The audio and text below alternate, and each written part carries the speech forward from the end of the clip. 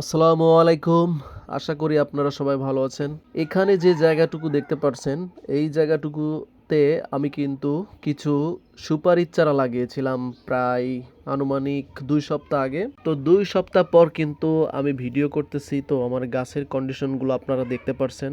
গাছগুলা কিন্তু সবই বেঁচে গেছে, একটা গাছও মরে নাই। তো গাছগুলার গ্রোথও অনেক মাশাআল্লাহ ভালো। আপনার চাইলে আপনাদের যে খালি জায়গাগুলোতে রয়েছে বা যেখানে আপনারা সুপারির চারা রোপণ করতে চান, এর জন্য আপনাকে কিছু নিয়ম মানতে হবে। সে নিয়মগুলা আমি দেখিয়ে দিব আপনাদের, কিভাবে সুপারির চারা লাগাবেন এবং কত দূরত্ব বজায় রেখে লাগাবেন এবং কতটুকু খুঁজবেন, কতটুকু গুঁড়া পুঁতে দিবেন, সে বিষয়গুলো নিয়েও কিন্তু আজকে কথা বলবো। তো আপনারা চাইলে আপনার বাড়ির আঙ্গিনার আশেপাশে সুপারির চারা লাগাতে পারেন।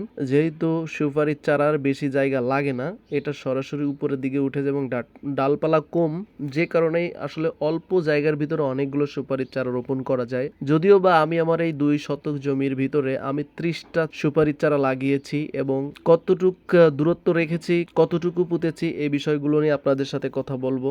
গাছ লাগানোর সময় অবশ্যই খেয়াল রাখবেন, এই যে মাটির উপরে যে গুঁড়ার যে মাটিটুকু থাকে, মানে চাকা অবস্থায় যে মাটিটুকু রাখা হয়, ঠিক ততটুকু মাটির উপর পর্যন্ত থাকবে, ঠিক আছে। হাইয়েস্ট গেলে ৮ আঙ্গুল খুঁজে আপনারা ওই যে পর্যন্ত আপনার গোড়াটা থাকবে, সুপারির শিকড় বেরোয়, ঠিক ততটুকু আপনারা কি করবেন, একটু খুঁজে ওইটাই পুঁতে রাখবেন। পুঁতে তারপরে চারিপাশে সুন্দরভাবে পাড়িয়ে দিবেন এবং প্রতিটা গাছ লাগানোর সময় অবশ্যই দূরত্ব রাখবেন ২ হাতের বেশি।